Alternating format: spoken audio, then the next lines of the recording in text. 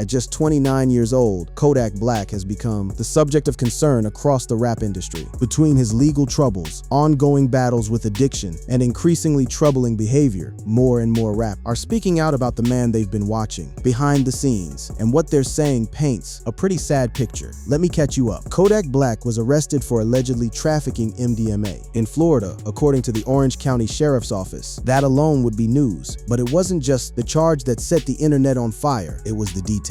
The arrest stemmed from an incident at the Children's Safety Village on Fairvilla Road, where police were investigating calls about gunshots and found 2 vehicles there. Let that sit for a second. The Children's Safety Village, a place literally named after protecting kids, that's where the police found the pink bag. That's where this story starts. Officers arrived to find several people gathered around. 2 vehicles, including a BMW SUV and a Lamborghini SUV. Police said officers smelled burnt cannabis coming from the BMW and conducted a search of the vehicle where they found cannabis and a pink pill that tested positive for MDMA. Now here's where it gets interesting. During the investigation, Capri, who is currently living in Fort Lauderdale, approached officers and watched the search. He didn't leave. He didn't stay quiet. He walked up to cops, who were currently searching cars connected to a shooting call, and he watched. Authorities said FDLE officials later confirmed the substance recovered from the bag was MDMA, weighing approximately 25 grams. 25 grams. Based on the investigation, Orlando police sought a warrant charging Capri with trafficking in MDMA between 14 and 200 grams. That's a felony in Florida, a serious one, not a possession charge, not a misdemeanor, a trafficking charge. And the moment the internet found out, the conversation exploded. According to the police report, everyone on scene was asked if the bag or its contents belonged to any of them, and all denied ownership, including Capri. When Capri was informed of the money in the bag, he attempted multiple times to have the money turned over to him, claiming it belonged to his business. Capri, however, would not claim the bag or any of its contents. So he didn't want the bag, but he wanted the cash inside it. And that detail, that one detail, became the thing everyone was pointing at. It's the kind of move that doesn't look good, no matter how you frame it. According to the affidavit, the bag was the same one seen on Black's Instagram account, along with other paraphernalia like a pair of scissors and a lighter. So the police weren't working blind. They had the social media receipts, they had the photos, they had the timeline. And when the FDLE lab results came back months later confirming the MDMA, the warrant was issued and Kodak was booked. Capri entered a written plea of not guilty and asked for a jury trial on Thursday. He also waived appearing in person at a future arraignment hearing in state court. His bond was set at $75. The state requested that in light of his occupation and lack of ties to Orlando, that the bond actually be increased, and one of the conditions be that he surrender his passport. That tells you something about how the state views this case. And this defendant, in response, the rapper's legal team said through laughs, he is a proud Haitian American, but he is an American. He has a US passport. He doesn't have any plans on leaving the country. We've faced cases that are 10 times this case, and I've won, by the way. The defense team was confident. The prosecution was firm, and the internet wasn't waiting for a verdict. The news even caught the attention of Boosie Badazz, who made a remark about the situation on Instagram. He seemed to be incredibly worried about the 28-year-old's well-being, despite whatever issues they've had in the past. "Dude, need help FRFR," he declared. 3 words, no punctuation, except the urgency of caps lock, from a man who has had his own legal wars, his own prison time, his own years of watching the system chew up people he grew up around. Boosie wasn't clowning. He was genuinely scared for someone he's argued with publicly more than once.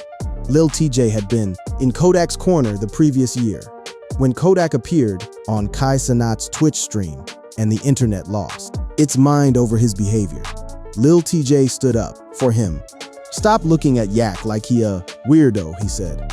"No, sometimes that's how rappers act. In our society, that's how we act."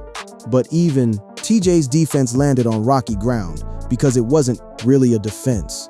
It was a normalization of something a lot of people felt wasn't normal at. All in a disappointed rant on Instagram Live, Boosie had already claimed that Kodak has no morals or principles. "That Ngia Yak fucked me up," he said. And then months later, when the trafficking arrest dropped, Boosie was back, not with anger this time, but with something closer to grief. That shift from frustration to fear tells a story on its own.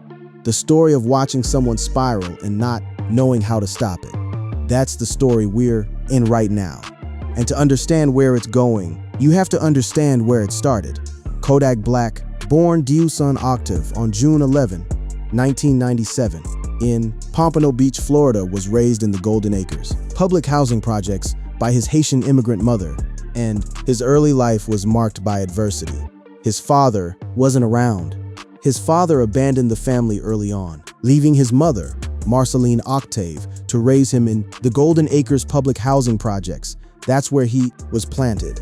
A housing project in South Florida where money was short and the streets were the first teacher most kids ever knew. He began rapping at 6 years old and adopted the nickname Black. By 12, he joined the rap group Brutal Youngs. 6 years old, a kid who couldn't even properly read, yet was already reaching for music as the thing that would save him. Kodak Black frequently participated in brawls and breaking and entering with his friends. He was expelled from school in 5th grade for fighting and was arrested for auto theft while in middle school. The streets didn't wait for him to grow up. They pulled him in early, and he went willingly, partly because there wasn't much of a choice. His career took off with the release of his 2014 breakout single, No Flockin', which showcased his raw talent and unique delivery. The song gained traction online and caught the attention of Atlantic Records. He was 17 years old, still a kid, but the trajectory was already clear. Raw talent, real pain, and a world watching to see what he'd do with both. In 2015, he signed with Atlantic Records and released several mixtapes, including Project Baby and Heart of the Projects, solidifying his presence in the hip-hop scene. His debut studio album, Painting Pictures, debuted at number 3 on the Billboard 200 chart. The album featured the hit single Tunnel Vision, which peaked at number 6 on the Billboard Hot 100. Number 6, a kid from the Golden Acres projects in Pompano Beach, cracking the top 10 of the most competitive chart in American music. His second album, Dying to Live, was released in 2018 and debuted at number 1 on the Billboard 200. The album featured the hit single Z's with Travis Scott and Offset, which reached number 2 on the Hot 100. Number 1 album. Number 2 single. By any measure, by any metric you want to use, Kodak Black had made it. He had taken everything that could have destroyed him, poverty, abandonment, the streets, the system, and turned it into music that millions of people connected with. That was the promise. That was what his fans saw. But underneath every chart position, every platinum plaque, every sold-out show, there was a current running in the opposite direction. A pattern that nobody, not his label, not his fans, not even the people who loved him could seem to interrupt. And that pattern didn't start with this latest arrest. It started before the music ever got big. It started the moment the law first looked his way. Legal trouble has followed Kodak Black for so long that it's become difficult to talk about his career without talking about arrests alongside it. That's not a talking point. It's just the math. Look at the timeline, and you'll see every time there's a musical peak, there's a legal valley running parallel to it. Part of that is because the interruptions never really stopped. Just as momentum starts building again, another mugshot or court case pulls the conversation away from the music and back to the same questions about whether Kodak can stay out of trouble. Feuds with other rappers, tense or alleged intoxicated live streams, erratic interviews, and social media behavior left fans debating whether they're watching authenticity or self-destruction. And that debate has never really been resolved. Even the people defending him aren't fully sure what they're defending. They're defending a talent. They're defending a person. But the behavior that surrounds that talent keeps getting harder to separate from it. Listeners view him as a gifted rapper of his generation, someone whose raw honesty comes through no matter how chaotic his public life becomes. The chaos and the honesty aren't separate things with Kodak. They come from the same place, the same wound. The same kid who taught himself to rap in a housing project in Pompano Beach because that was the only door he could. See, that led somewhere else. The question that the rappers talking about him are really asking isn't whether he's talented. Everyone agrees on that. The question is whether the life he's living is going to let him survive long enough for that talent to matter. Since breaking out of Pompano Beach, Florida, when he was just 18, Kodak Black attracted listeners with a sound that harks back to the dirty South of the 90s. There's something about his voice, that distinctive, slightly slurred delivery, that sounds like it's coming from somewhere underground, somewhere raw and unfiltered. You can't manufacture that. You can't train it into a studio vocalist. It either comes from something real or it doesn't come at all. And with Kodak, it clearly came from something real. Kodak Black was born in Pompano Beach, Florida, the son of Haitian immigrant Marceline Octave. He spent his youth reading thesauruses and dictionaries to further his vocabulary. This is the detail that always catches people off guard.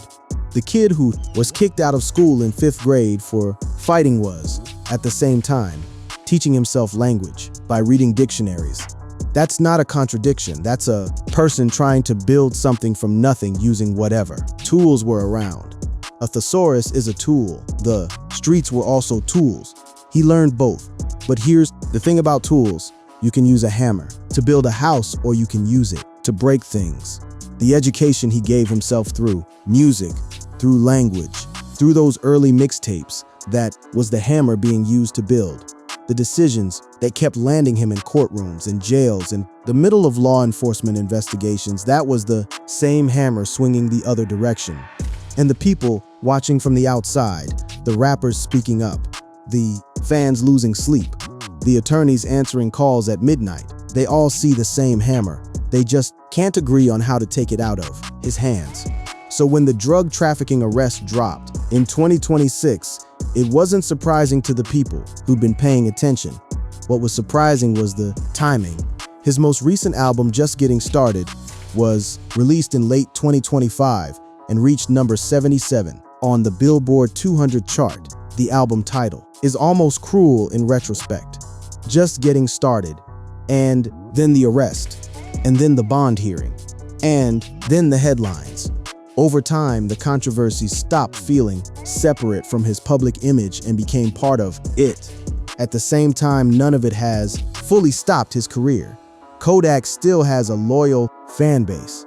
That loyalty is real. It's not delusion. It's not blind faith. It's people who hear themselves in his music and don't want to let go of that. They don't want the artist to fall, because falling means the music goes with him. But the rappers speaking on him aren't just fans. They're peers, people who've watched from inside the industry, people who know what it looks like when someone has everything they need to make it and is still somehow running in the direction of nothing. That's what makes the commentary from people like Boosie different from a random critic. Boosie has done prison time. He knows what certain roads look like and what he sees in Kodak, what he keeps saying publicly even when Kodak pushes back, is that the road Yak is on leads somewhere he doesn't want to watch him go. Footage that appeared to show Kodak Black nodding off on stage surfaced online, sparking concern among fans. Kodak Black. Fans had been expressing concerns about the rapper for quite some time. A worrisome video of him surfaced online, leading to discussion about his current condition. In the video shared by Academics TV, he appeared to be nodding off on stage in Texas as a couple of crew members tried to hold him up.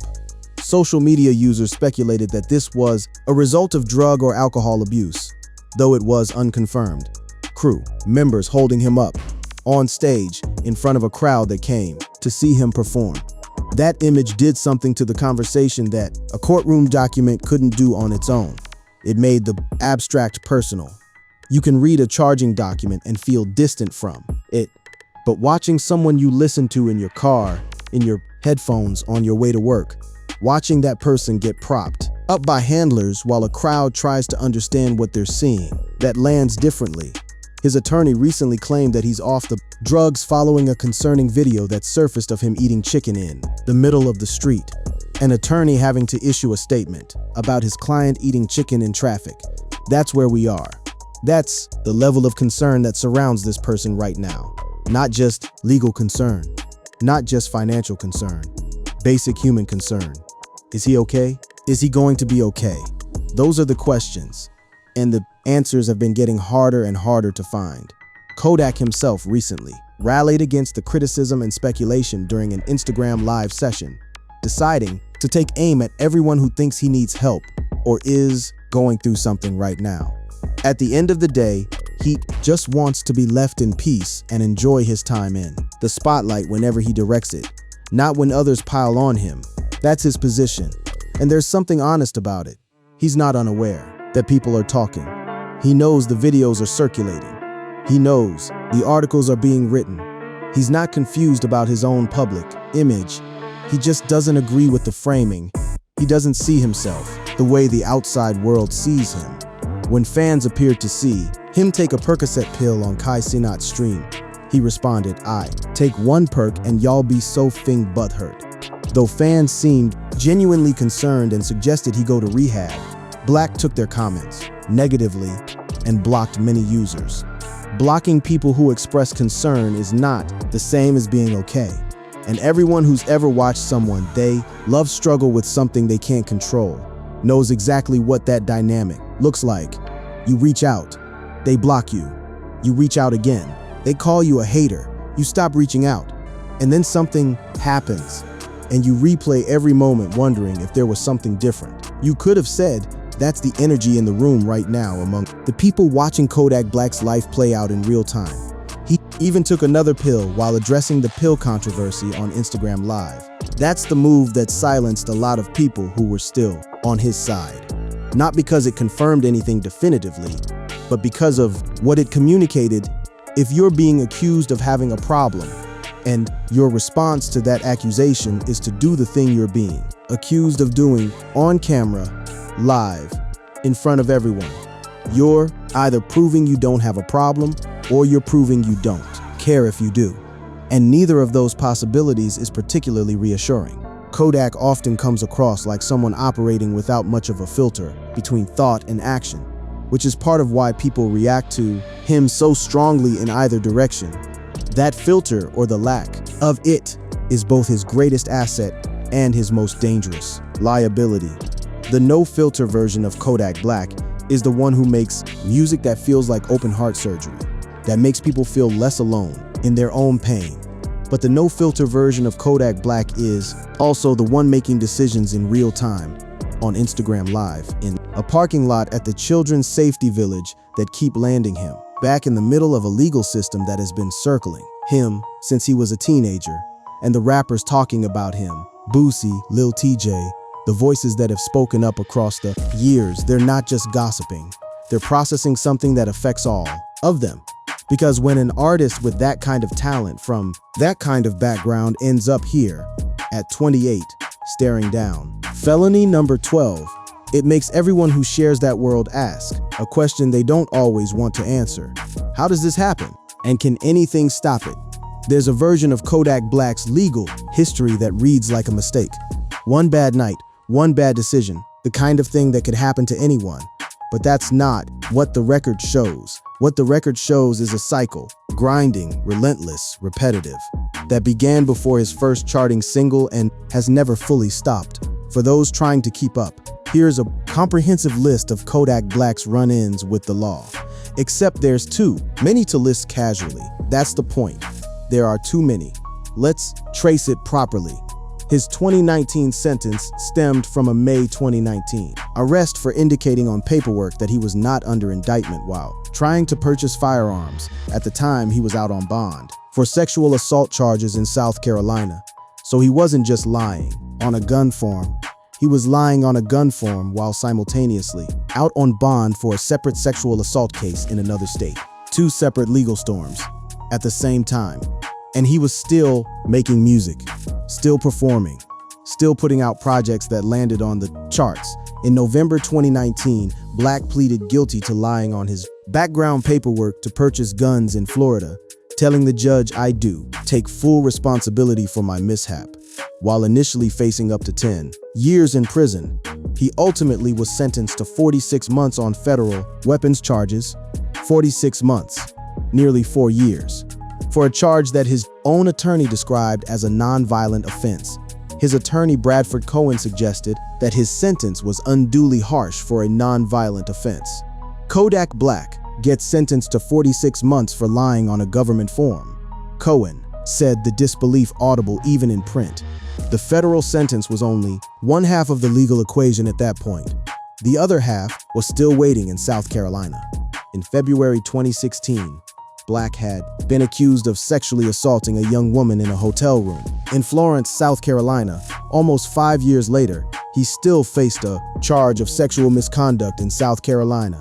And for that case, he was looking at a potential 30-year sentence, 30 years, for someone who was 18 when the alleged incident occurred. The weight of that number is almost incomprehensible when you stack it next to the image of a teenager from the Golden Acres Projects who was reading dictionaries to get better at rap battles. The girl said the rapper attacked her at a hotel room after a show, biting her on the neck and breast and continuing even after she told him to stop. The girl reported the attack to a school nurse who called police a school nurse, meaning the victim was a student, meaning she was young, enough that her first instinct after the alleged attack was to go back to school and tell a school nurse. That detail matters. It's not buried in the record by accident. It's part of why the case followed him for 5 years and why South Carolina prosecutors didn't let it go even after the federal sentence was commuted on April 28, 4 months after being granted commutation by former President Donald Trump. Kodak Black appeared in court to face charges of rape and sexual assault stemming from a 2016 incident in South Carolina. During his court hearing, the rapper entered a plea deal, pleading guilty to a lesser charge of first-degree assault and battery. The original charge was rape. He pled it down. That's how the legal system works. Deals are struck, charges are reduced, and the person walks away with something less than what prosecutors originally wanted. Kodak Black was sentenced to 10 years suspended to 18 months probation under the conditions of the plea deal. The victim in the case watched the plea online, and Black spoke to her. "I apologize this happened, and I'm hopeful we can all move forward," he said. That statement, carefully worded, legally cautious, doesn't fully apologize and doesn't fully deny. It's the kind of language that attorneys craft for situations where the truth is complicated and the legal exposure is real. It does the minimum, and the minimum in a case involving a teenage girl and a school nurse and a hotel room is a hard thing to sit with. The hip-hop community's response to the South Carolina case was complicated. There were people who defended Kodak, who argued the charges were politically motivated, who pointed to the reduced charge as proof that the original accusation was overblown. And there were people who looked at the timeline, the age of the alleged victim, the circumstances, the 5-year gap between the alleged incident and the plea, and came to very different conclusions. There's no shortage of controversy surrounding Kodak Black, but the South Carolina case was the one that cut deepest because it wasn't about a gun form or a traffic stop. It was about who he was behind closed doors. Shortly after his sentence was commuted, the rapper dropped his lawsuit against the Bureau of Prisons over alleged abuse he suffered while serving time at the Kentucky high-security prison Big Sandy. The lawsuit claimed guards beat him up, tortured him, and placed him in 4-point restraints for hours on end with no access to a bathroom. So, while Kodak was navigating the South Carolina case on one side, he was also claiming that the federal prison system had physically abused him. Both things can be true. Both things can be happening to the same person at the same time. That's the thing about Kodak's story. That makes it genuinely tragic. The circumstances that surround him are rarely simple. In January 2021, he was granted clemency by Donald Trump. At the time, he was serving a 46-month sentence for falsifying information on federal forms to buy firearms from a South Florida gun shop. The commutation was Trump's final act in office. One of 143 pardons and commutations issued in the final hours, and the decision landed like a grenade in hip-hop culture. The White House cited Kodak's philanthropic efforts, such as his educational and charity events for children and underprivileged families, as well as his ties to religious leaders, as reasons for his commutation. The White House's official statement about Kodak. Black's commutation noted the support of Gucci Mane, Lil Yachty, Lil Pump, Baltimore Ravens quarterback Lamar Jackson, and more. That's a list of names that tells you everything about the reach of his influence and the loyalty of people who believed in him. Gucci Mane, a man who served serious federal time himself and came out the other side, co-signing Kodak's release. That's not a small endorsement. That's a man who knows what it costs. He caught significant flack after he received a pardon from Donald Trump during the last days of his presidency. Although Yak managed to get his sentence commuted, his fans didn't agree with his alignment and support for the former president. The political optics, a black rapper from a Haitian immigrant family publicly thanking Donald Trump, fractured his fan base in ways that took months to fully understand. Some fans saw it as gratitude. Others saw it as something more transactional, more troubling. The debate about what the commutation meant and what it cost him in terms of credibility never fully resolved, because there are genuinely two things happening here. There's the man who hands out 50 turkeys on Thanksgiving, who goes back to his old neighborhood, who gives kids in Pompano Beach something real on the holidays.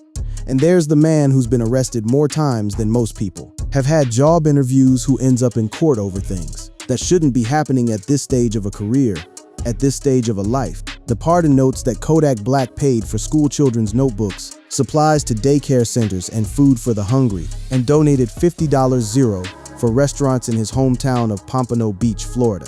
Those aren't small gestures. Those are the actions of someone who genuinely wants to give back something. Someone who looks at where he came from and doesn't want to pretend it doesn't exist. Through his charity, the Zachariah McQueen Foundation, Black partnered with the Palm Beach County Outreach Group, A Different Shade of Love, and handed out roughly 200 free AC units in South Florida, including in Black's hometown Pompano Beach and Miami's Little Haiti.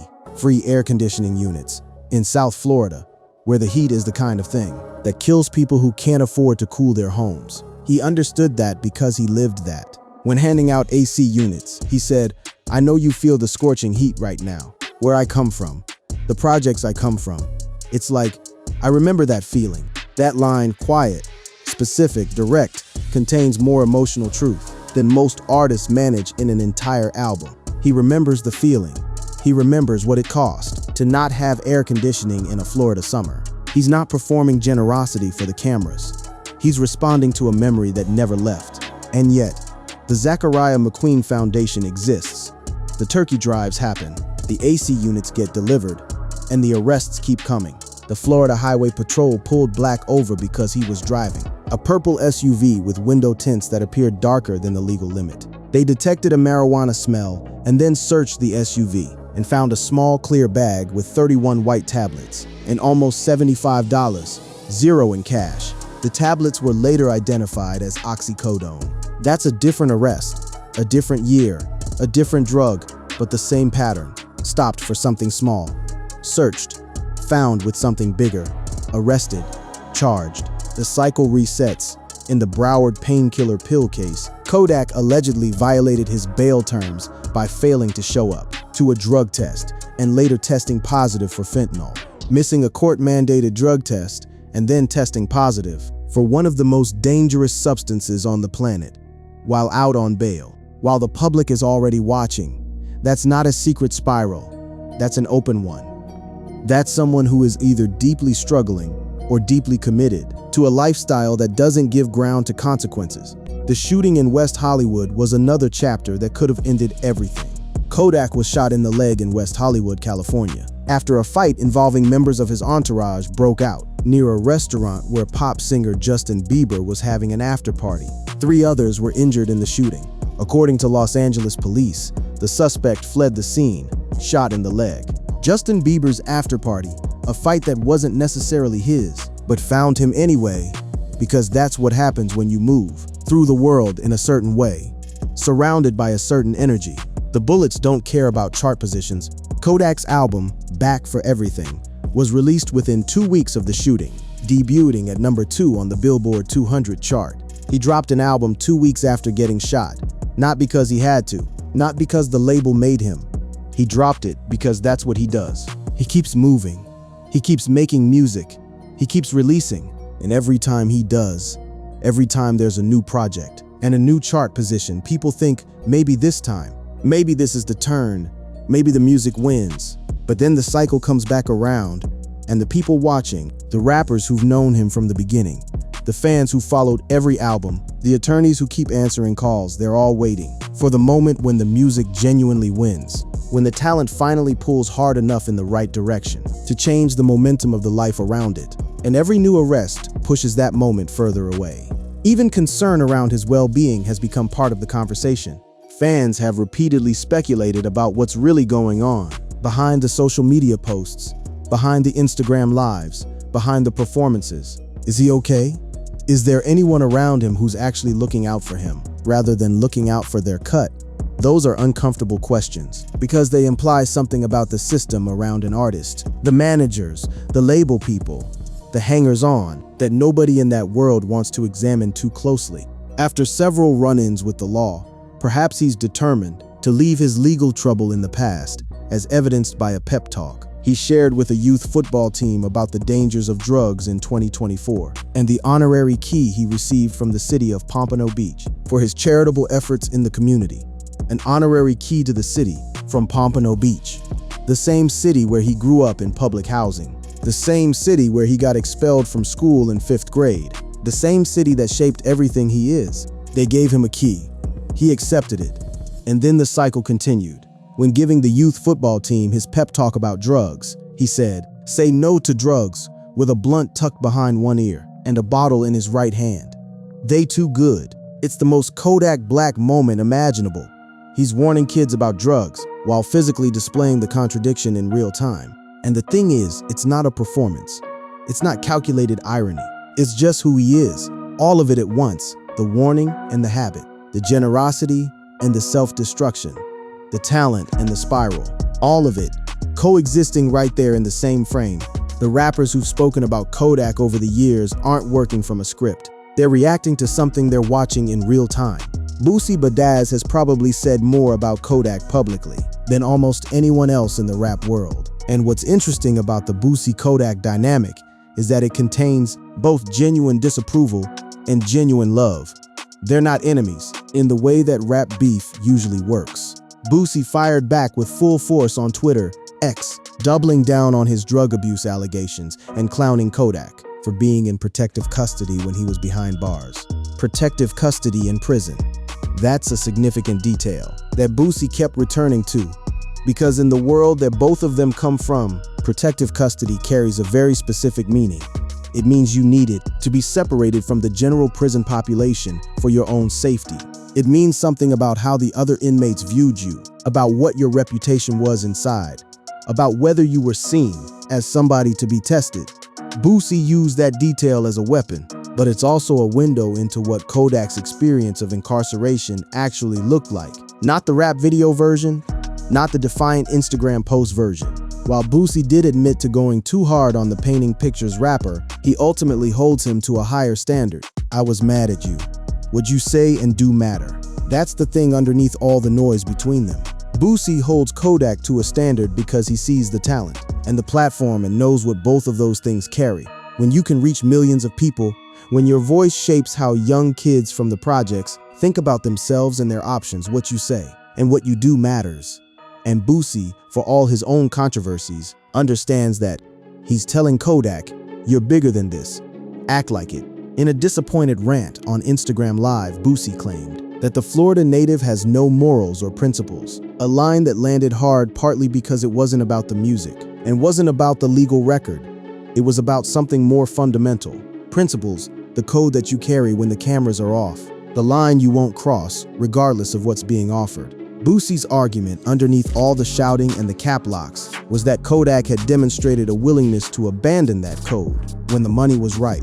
The specific catalyst for that exchange was the 6IMC89 collaboration. Boosie Badazz was outraged over Kodak Black working with Tekashi 6ix9ine Nate. In hip-hop culture, collaborating with 6ix9ine, someone who cooperated with federal prosecutors and testified against fellow gang members, is one of the few things that carries a clear, unambiguous stigma. And Kodak did it. Wack 100 defended Kodak Black, by posting proof of the $1 million the rapper received for the feature. $1 million for a feature. And Whack 100's defense was essentially, he got paid. So what's the problem? Boosie's answer to that was everything. He went in, this NGA ain't got no morals, don't got no principles. Damn, thought that little NGA wasn't like that, bro. NGAJ ain't no street NGAJ at all. The disappointment in that statement is real. It's not just beef, it's betrayal. Boosie had looked at Kodak and seen something. A kid from the streets who made it, who stayed real, who hadn't sold himself out. And then he watched him walk into a studio with the one person in rap who symbolizes selling yourself out, and he couldn't reconcile it. The 6ix9ine situation wasn't just a feud between Boosie and Kodak. It was a moment that functioned like an X-ray. Suddenly, you could see the internal structure of how Kodak moved through the world, what he valued, what he was willing to trade, and who was around him when those decisions got made. Kodak Black worked with 6ix9ine on a new song, Shakalaka. The two appeared together in the track's music video. Not just a feature, a music video appearance, a visual cosign, a photograph.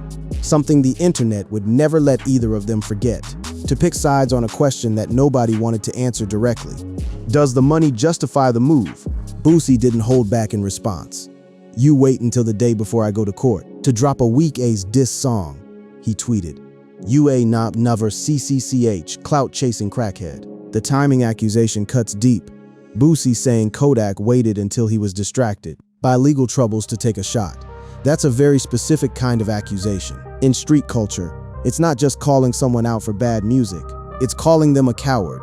And then the other part of that tweet, the crackhead label, is the thing that's followed Kodak through multiple news cycles, multiple arrests, multiple Instagram lives. Boosie Badazz and Kodak Black's beef showed no signs of slowing down, with Boosie once again branding him a crackhead. After Black posted a video of Badazz in character as someone else, talking with a different accent and jokingly suggesting that he would snitch on someone, the Baton Rouge rapper took to X to respond. Kodak tried to use a clip that made Boosie look like he was imitating someone who cooperate with law enforcement. Boosie clapped back with explanations and insults. The back and forth became its own media event, a rolling feed of accusations and defenses that neither man fully controlled. When Kodak dropped in on Boosie's Instagram Live, that became a grave mistake as Boosie immediately turned his attention to his Floridian foe. Yak made it even easier for the back and forth to begin as he voiced his persistent frustrations with the Southern MC's past comments about him. However, all these years later, Boosie isn't changing his stance. Boosie said, "I don't give a feek. I get mad when I see you look like you drugging and thugging. You know you wasn't supposed to feek with that. And I ain't gotta clean my face for nobody. Kodak Black, bro. I'm a gangsta. Anything I say, I stand on it." The phrase "look like you drugging" and thugging is interesting. It's not a confident accusation, it's visual observation. He's saying, I can see you, man. I can see what this looks like from the outside. And what it looks like is someone going down a road that ends badly.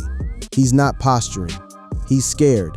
Kodak proceeded to go live and put Boosie on blast over his relationship with his openly lesbian daughter, Eviana Hatch. He criticized the veteran rapper for publicly denouncing her despite having a gay manager, as seen in clips. According to Kodak, if he were in Boosie's shoes, he'd accept his child no matter who they choose to love.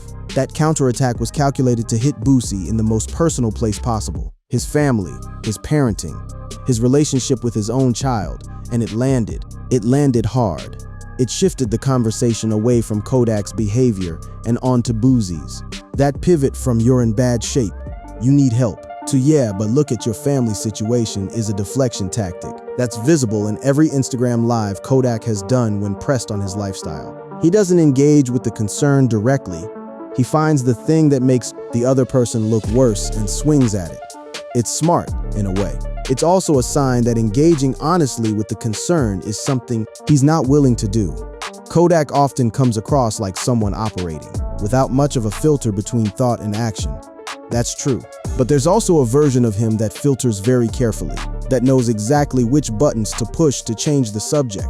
The Nipsey Hussle moment is probably the clearest example of Kodak, saying something without a filter that cost him in ways that a legal charge alone couldn't. Following the news of Nipsey Hussle's death, he suggested waiting a whole year before trying to pursue sexual relations with the late rapper's longtime partner Lauren London. Nipsey had been murdered days earlier. Lauren London was publicly grieving, and Kodak, in the unfiltered way that he operates, said out loud what apparently crossed his mind. The reaction from the hip-hop community was immediate and severe. Following the backlash, Kodak later apologized. But an apology after that kind of statement doesn't erase the statement. It just confirms that the statement was made. And for a lot of artists and fans who were already on the fence about Kodak, who wanted to love the music but had questions about the man, that Nipsey moment was the tipping point.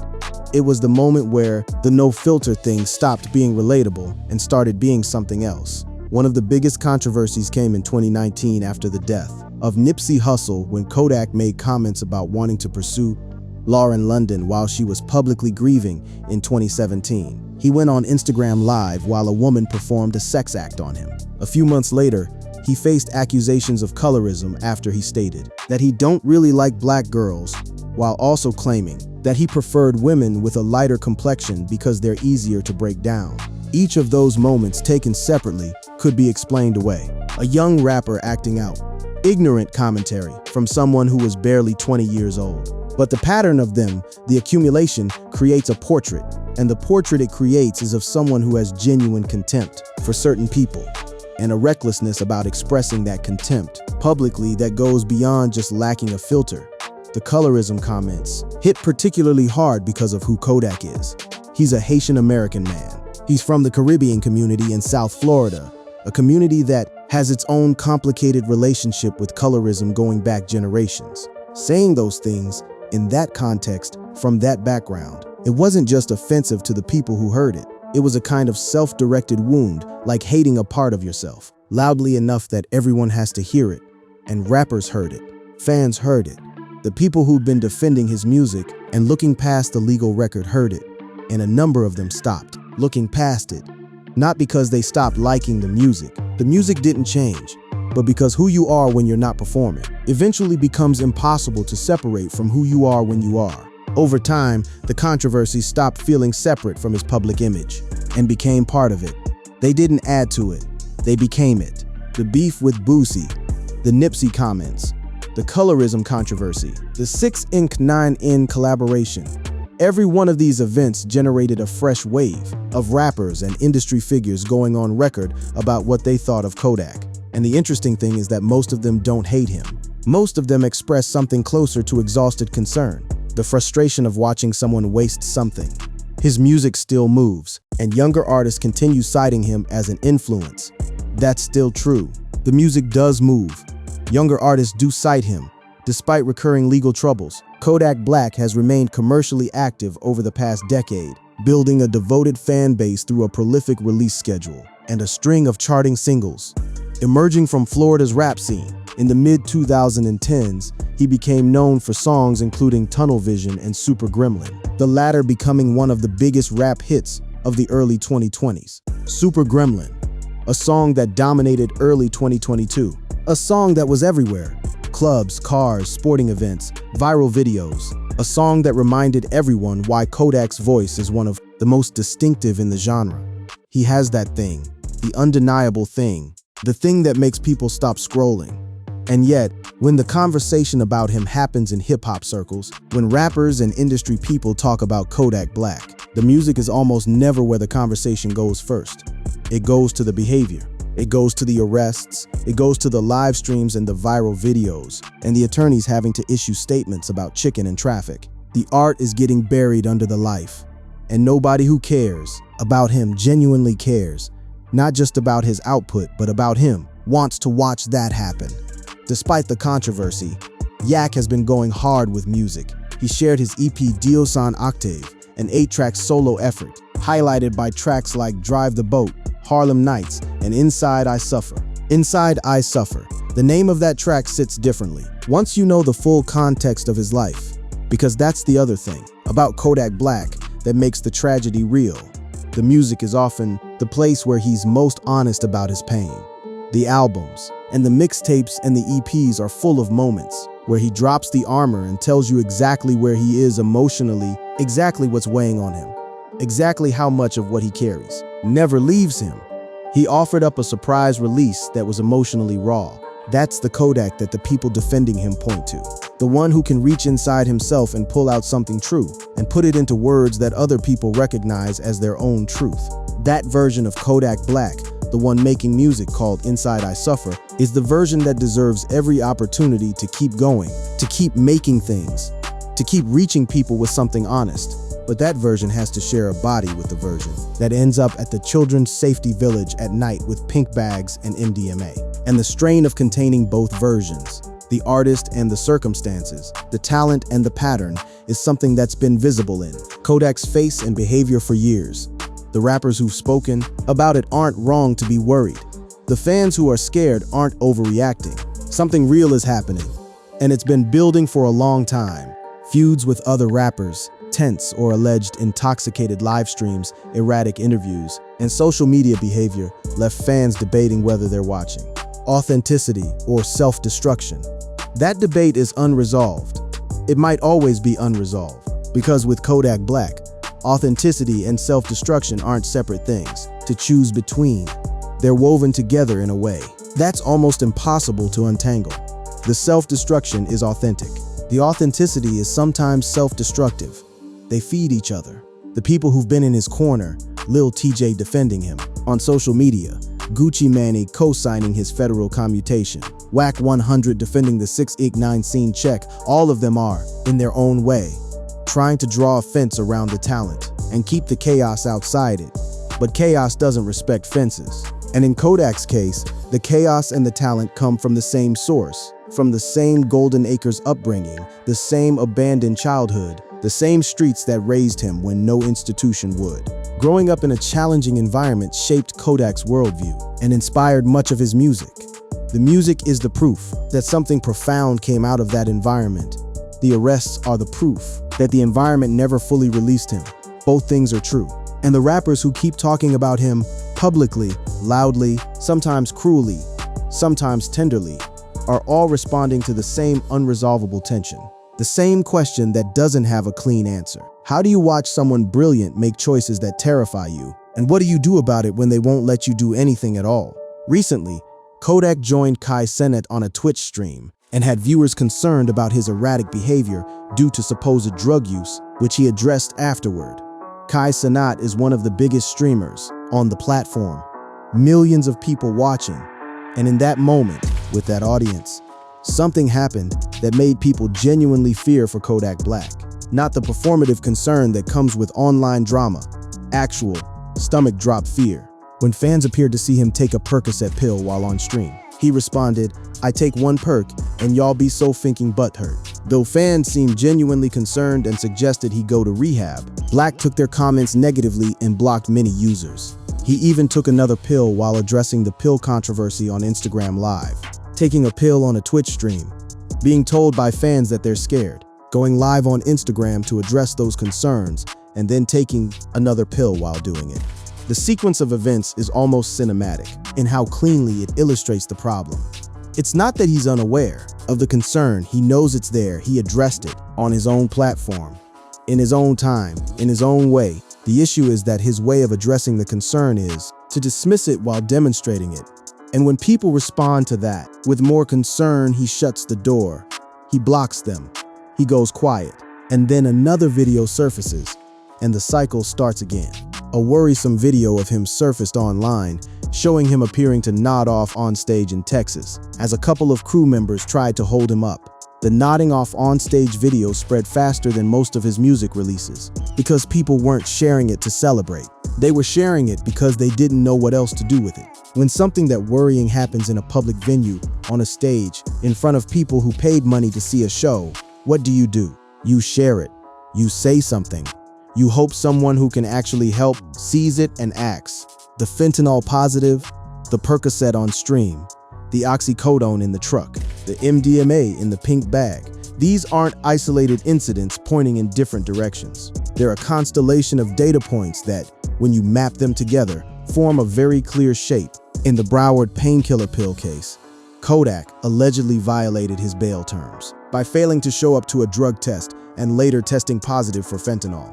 Fentanyl, the substance that's been killing people in staggering numbers across the country for nearly a decade. Not an abstract danger, a concrete one. The thing about fentanyl is that it doesn't announce itself. It doesn't come labeled. It shows up inside other things, pressed into pills, cut into powders, and it kills people who didn't know they were taking it, and people who absolutely knew they were taking it. Either way, the margin for error is almost zero, and for someone who appears to be in a cycle of substance use that's been documented across multiple arrests, multiple video clips, multiple court cases, the proximity to fentanyl is not a small thing to note. Kodak Black raised eyebrows with meth lyrics in an on-the-radar freestyle in September 2025. Meth lyrics, not as a storytelling device, not as a character study about someone else's life. Lyrics that were read as autobiographical by the people who listen closely to what he says. And the people who listen closely to Kodak Black's music know that he's almost always talking about himself. That's the raw honesty that makes the music hit the way it does. So when those lyrics surfaced, the conversations that followed weren't casual. Artists talk to each other. They hear things, they see things, they process things in group chats and on Instagram lives, and at industry events that never make it into the press. And what's being said about Kodak Black in those conversations, based on what's leaked into the public record, based on what Boosie has said, based on what Lil TJ said, based on what the fan comments on every concerning video say, is that there is a genuine, shared fear about where he's headed. Boosie said directly, "I don't give a feck. I get mad when I see you. Look like you drugging and thugging. You know you wasn't supposed to fuck with that. You know you wasn't supposed to fick with that." That line, that's not a critic. That's not a media commentator. That's a man who knows the streets, who knows what certain substances do to certain people, who can read the signs from experience, saying out loud, "You knew better. You know better." And Kodak's response to that kind of intervention, whether it comes from Boosie or from a concerned fan or from an attorney, is always some version of the same thing. "Leave me alone. I'm fine. Mind your business. I'm just yak, bro," he said. "Ain't shit changed. That's how I came in this beach. I wake up like this." That last line is the one that stays with you. "I wake up like this." Meaning, this is baseline. This is normal. This is not an emergency. This is Tuesday. But the people watching from outside have a different read on what "I wake up like this" looks like when you apply it to a pattern, stretching across years, across multiple substances, across court dates and probation requirements, and drug tests. Waking up like this doesn't sound like freedom. It sounds like a man who doesn't know what a different morning could feel like, and maybe hasn't for a very long time. The Kai Cenat stream moment opened up a debate in hip-hop that had been simmering for years, but hadn't yet broken fully into the mainstream conversation. The debate isn't just about Kodak specifically. It's about what the culture does. When one of its own is visibly struggling, who's responsible? The label? The management? The older artists who could pick up the phone and say something? The fans who consume the content and keep the numbers up? Everyone. No one? Lil TJ recently stood up for Kodak and the comments about his drug use and behavior on Kai Cenat's stream.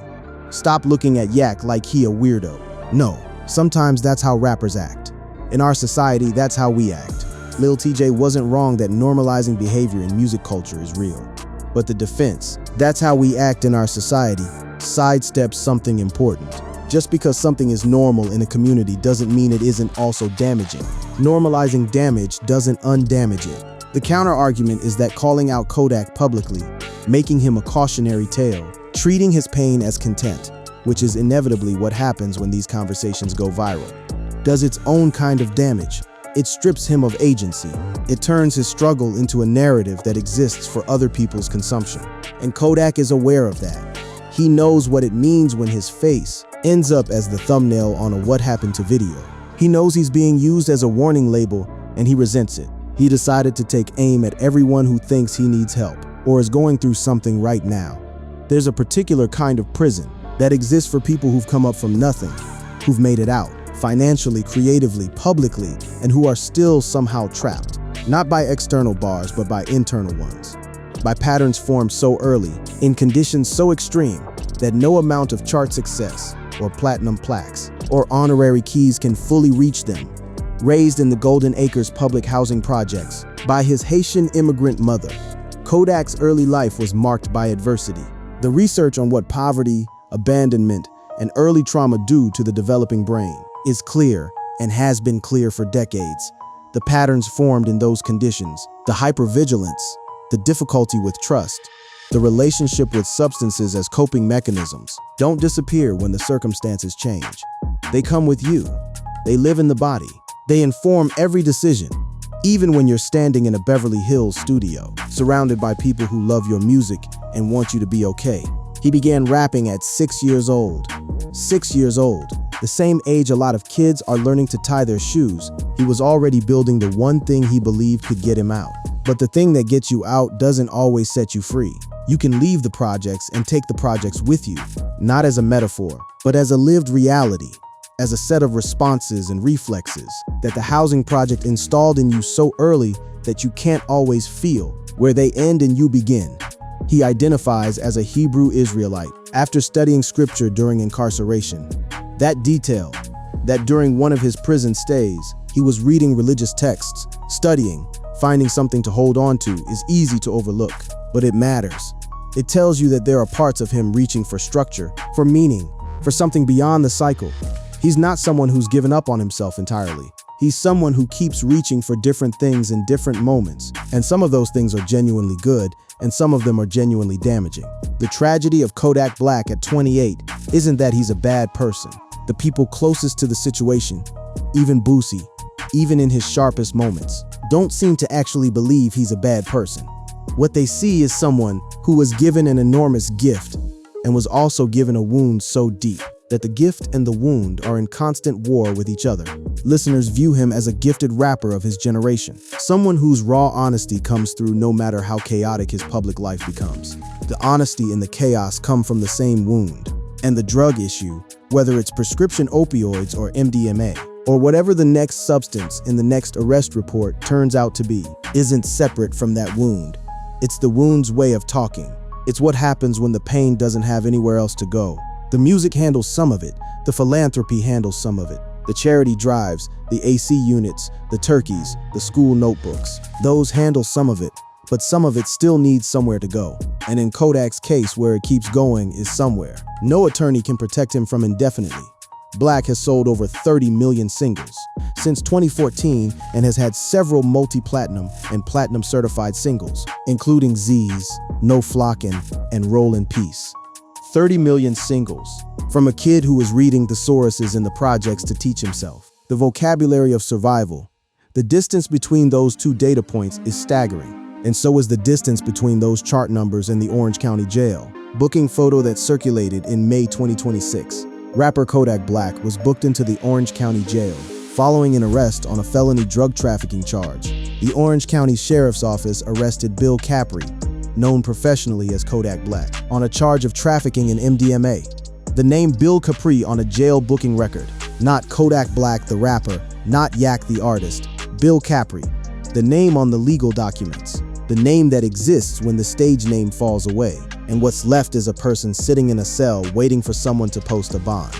That's what the rappers are reacting to, not the music, not the controversies in the abstract. They're reacting to the image of a real person, a person they know or know of, sitting in a room he's been in versions of since he was a teenager, facing a charge that carries real prison time, with 12 previous felony convictions already written into his record. They're reacting to the cost, the accumulated cost of a life that's had too many moments like this and not enough moments of genuine peace. His most recent album, Just Getting Started, was released in late 2025 and reached number 77 on the Billboard 200 chart. Just Getting Started. That's the title he chose at 28. After everything that's been cataloged, documented, archived, and played back on 1,000 What Happened to videos, he called the album Just Getting Started. And there's something in that defiance that's worth sitting with, because the defiance is real.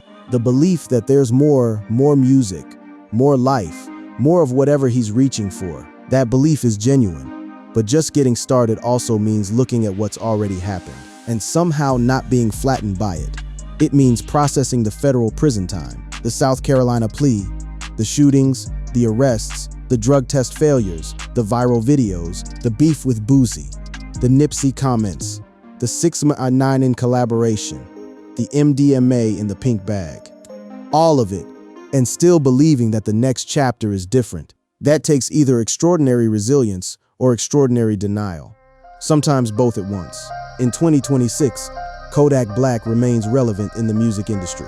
Relevant, not retired, not finished, still making music, still on playlists, still being streamed by people who were kids when Tunnel Vision first dropped, and are now young adults who grew up with his sound in their ears. The relevance is real. None of it has fully stopped his career. Kodak still has a loyal fan base. That loyalty earned through music that made people feel less alone is one of the few things in his story that stayed consistent. His defense team isn't lying down.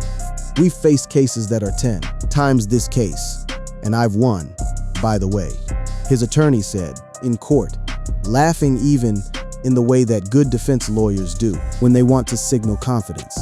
And Bradford Cohen has a track record. He's navigated Kodak through legal waters before.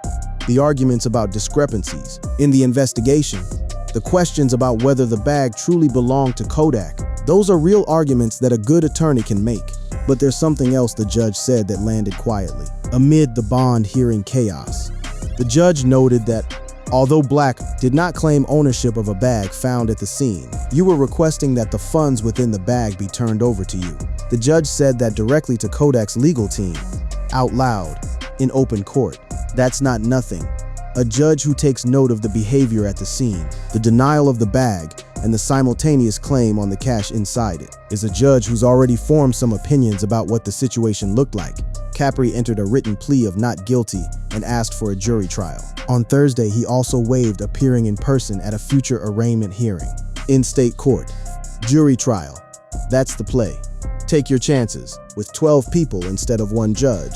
It's a high-risk strategy. In a case with this much documentation, the Instagram photos, the lab results, the testimony of the officers on scene, but it's also the kind of strategy that makes sense when your prior record makes a plea deal potentially catastrophic.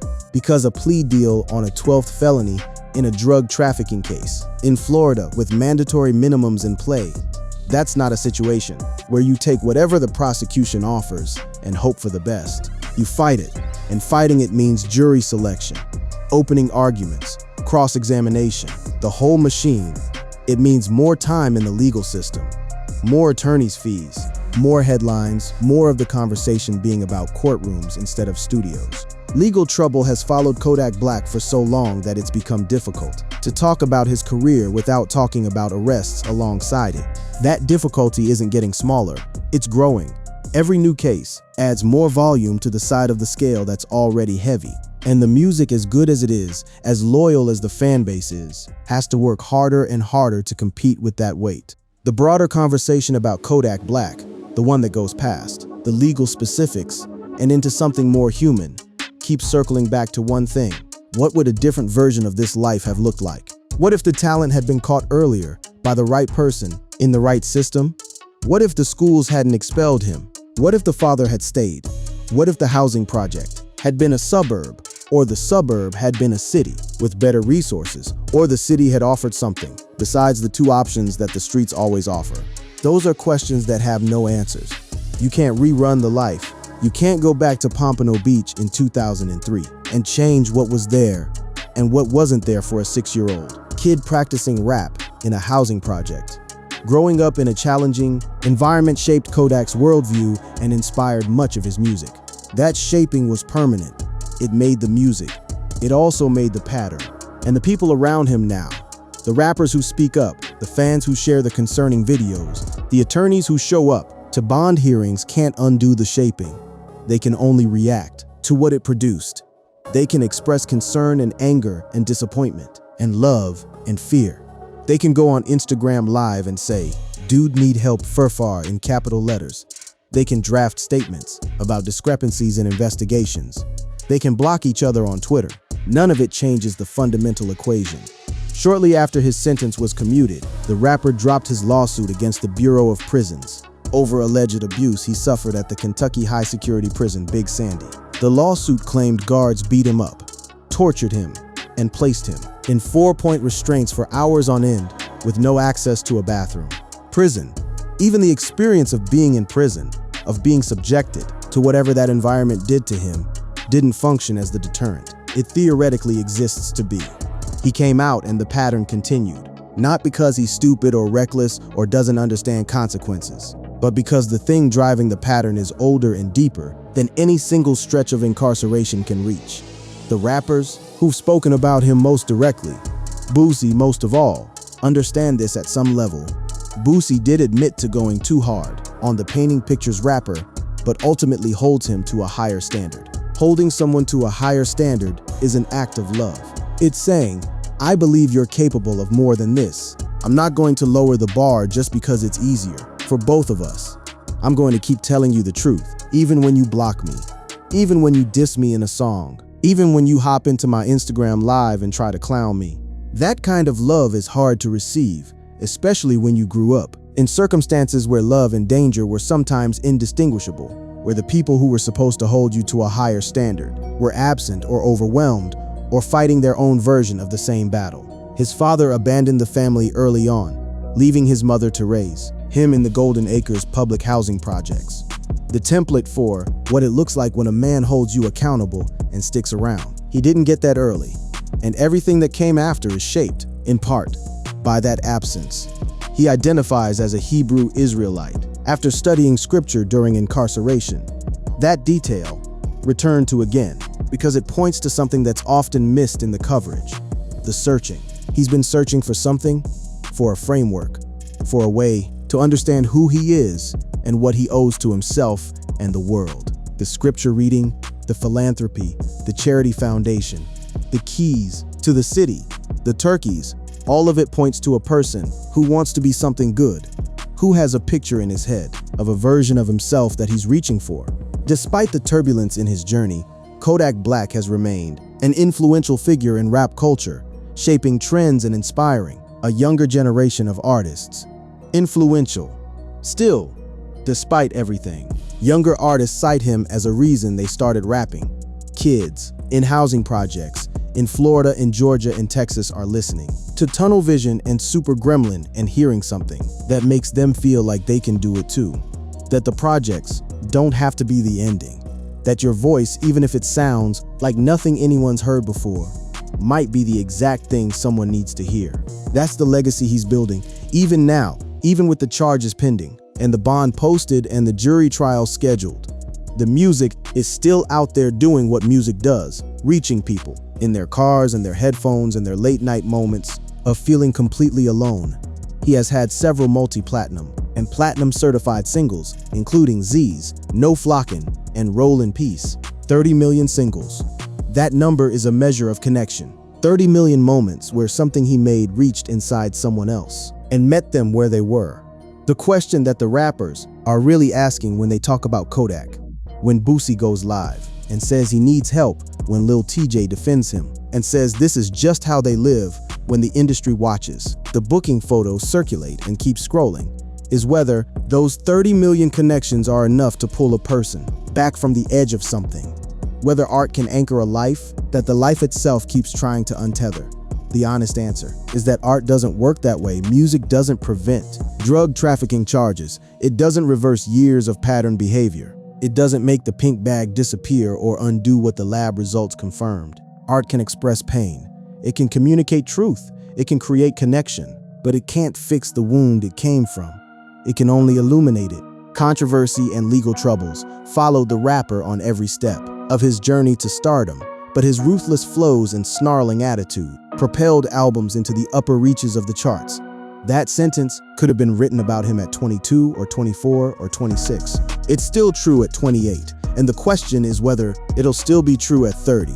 Whether the journey continues, whether the albums keep coming, whether the voice that sounds like it came from somewhere underground keeps reaching people, or whether the weight of the pattern becomes too heavy for even the talent to carry.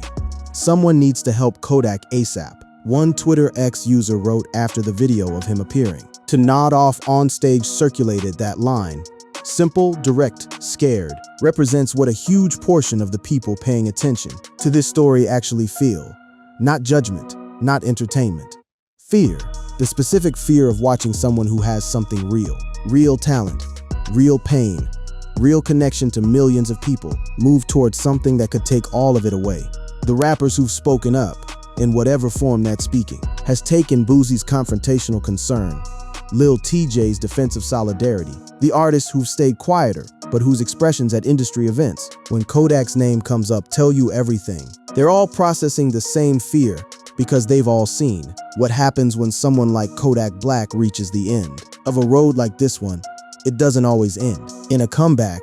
Sometimes it ends in a booking photo that nobody wanted to see. None of it has fully stopped his career. Kodak still has a loyal fan base. His music still moves, and younger artists continue citing him as an influence. That's where we are right now. Loyal fans, moving music, young artists citing him, and a drug trafficking charge in Florida, and a history that reads like a document of everything a person can survive and still not be free of, and a jury trial on the calendar, and rappers on their phones watching the updates roll in. And the same question underneath all of it, unresolved, persistent, getting louder every year. What happens next? In 2026, Kodak Black remains relevant in the music industry. He's still here, still making noise, still in the conversation, from viral singles to platinum records. His journey reflects both triumph and controversy. That's a diplomatic way to put it. What his journey actually reflects is a person of extraordinary talent who has been fighting two wars his entire adult life, one against a legal system that keeps finding reasons to lock him up, and one against something inside himself that keeps giving it ammunition. The rappers watching don't have a cure. Neither does the internet. Neither does the attorney who shows up laughing at bond hearings. The only person who has access to the thing that would actually change the trajectory is the person at the center of it. And the last time anyone asked him directly about whether he was okay, whether he needed help, whether things were different than they looked, his answer was to take another pill on Instagram Live and tell everyone to mind their business. That's where we are. And where it goes from here, whether it goes toward that just getting started promise or toward something that nobody's ready to talk about yet, is the thing that everyone who cares is watching and waiting and hoping. Kodak Black, rising from the streets to hip-hop stardom. https://www.hotnewhiphop.com 698,449 Kodak Black hip-hop stardom. Kodak Black addresses drug use that led to bizarre behavior on Kai Cenat's stream. https://www.uo.com/entertainment. Kodak Black addresses drug-led 182,822,000.html. Kodak Black keeps circling the same cycle of controversy. https://www.hotnewhiphop.com scans 994,458 Kodak Black keeps circling the same cycle of controversy. Kodak Black, age, net worth, and career timeline. https://maboom.com's place Kodak Black age, net worth, career timeline. Rapper Kodak Black booked into Orange County Jail on drug trafficking charge. https://www.clickorlando.com's News Talk Local 2 2026 5.7 Rapper Kodak Black booked into Orange County Jail on drug trafficking charge. Records show rapper Kodak Black arrested in Orange County on drug trafficking charge. https://www.local110.com Florida, West Florida 2026 5.7 Rapper Kodak Black arrested in Orange County on drug trafficking charge.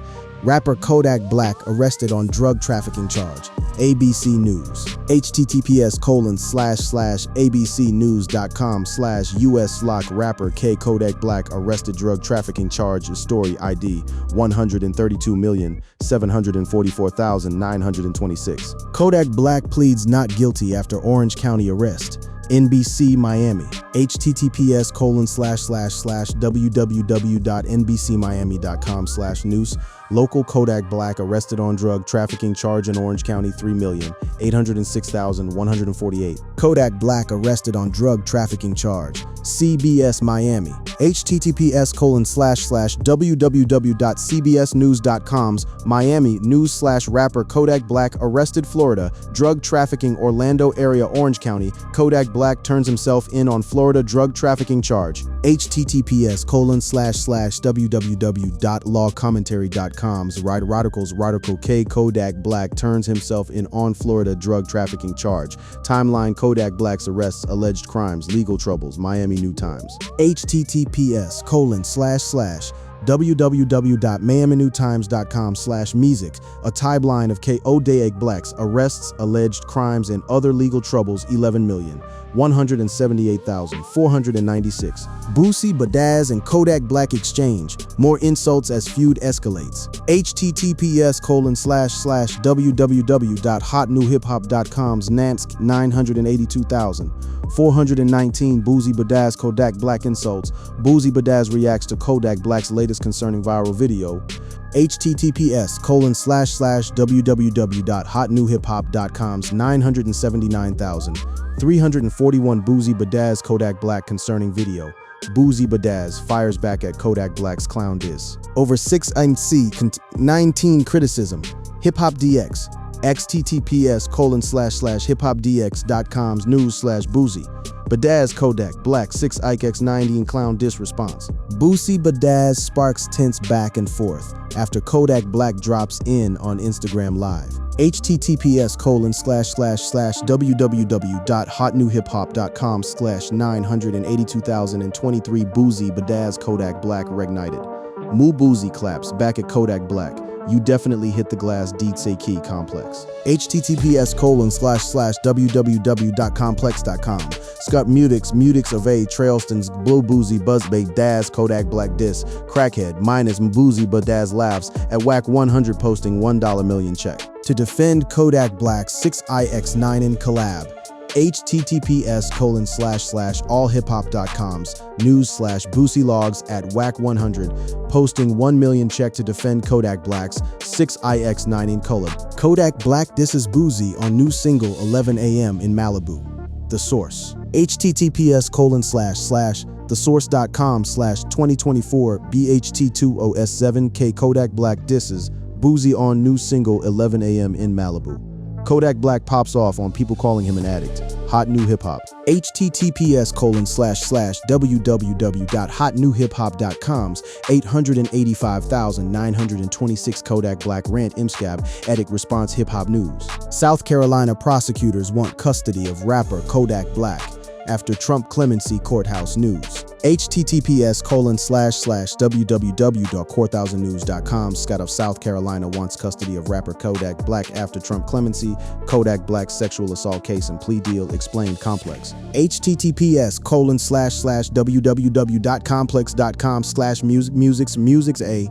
J. McKinney/Kodak Black sexual assault case. What you need to know. 9 is Kodak Black sentenced to probation after pleading guilty to assaulting a teen. Fox News. https://www.foxnews.com/entertainments Kodak Black probation pleading guilty assaulting teen amp rapper Kodak Black pleads guilty in teens assault case, no jail time. AOL.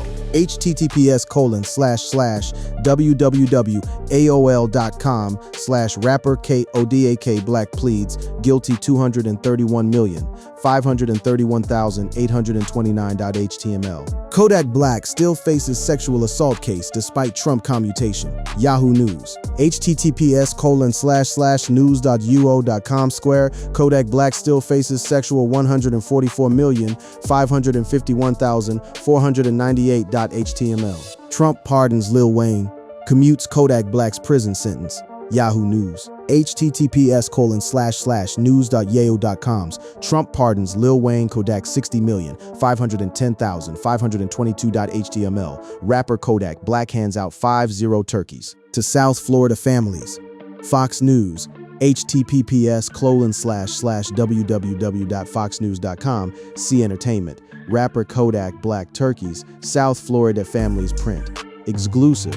Kodak Black on Trump pardon and charity work. CBS 12. https://cbs12.com snooze. Local exclusive Kodak Black on Trump pardon and charity work. Kodak Black Wikipedia, https://nbigpedio.org wiki/get Kodak Black. Spotify, https://open spotify.artistflow46shbwwsqbkxi7eagbeqg7. Kodak Black real name, age, net worth, height, family, career, full charm names. https://fullcharmnames.com's Kodak Black.